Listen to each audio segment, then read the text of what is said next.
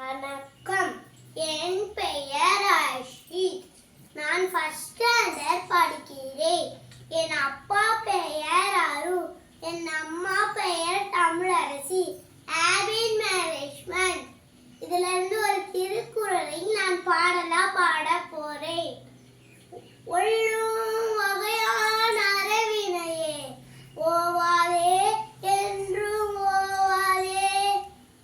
ஒப்பிலா வகையான அறவினையே விடாதே